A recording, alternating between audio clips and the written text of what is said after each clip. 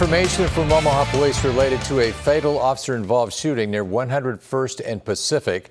After further investigation, officials now believe the man's mission was suicide by cop. Omaha police detailed what happened Sunday morning. They say 3 Omaha police officers fired their weapons at Matthew Johnson, who was 27. He had started to point his gun at others, they say. Officials say he did not shoot at them. He did have a loaded handgun. 6 News was told they're investigating how Johnson came to have a gun. They say Johnson was in his car parked the wrong way on the street when they arrived. He got out, according to police, and held the gun to his head. Officers negotiated with him about 5 minutes until they say he pointed his weapon at someone driving by and then at the police.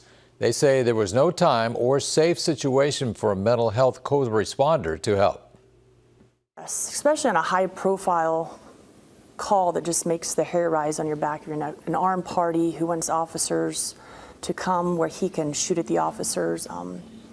We have had calls like that before, and to where it would be like a suicide by cop type mission in which the individual was attempting. 6 News spoke with the family of Matthew Johnson on the phone. They said they're identifying his body at the morgue and are still processing what happened.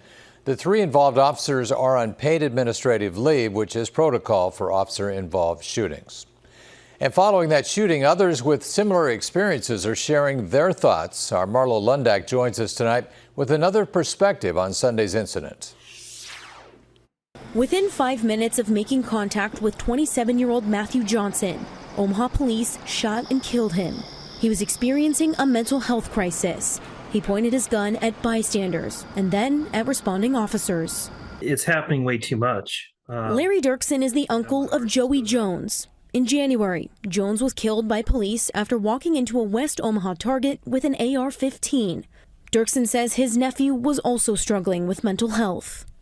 With the schizophrenia in his mind, it was a way of death by cop.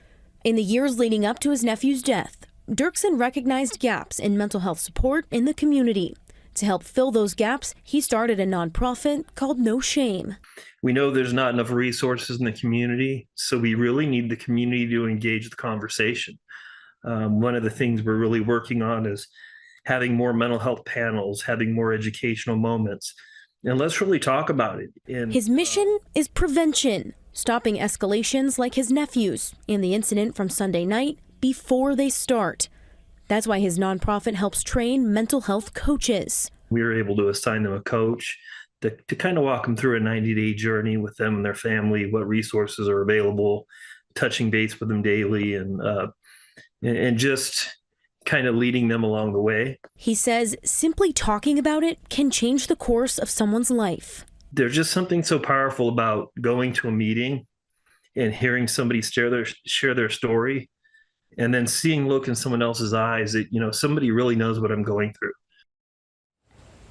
Now, Dirksen also tells me he's actually proud of local law enforcement. He recognizes the tough decisions they face in these situations and is proud that agencies like the Douglas County Sheriff's Office and Omaha Police are recognizing mental health episodes and trying to address them as best as they can. On your side in the newsroom, Marlo Lundak, 6 News.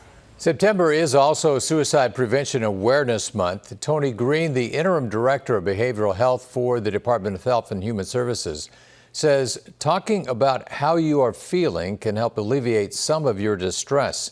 It's important to recognize the value of seeking help from a mental health professional or a trained crisis counselor at 988. We've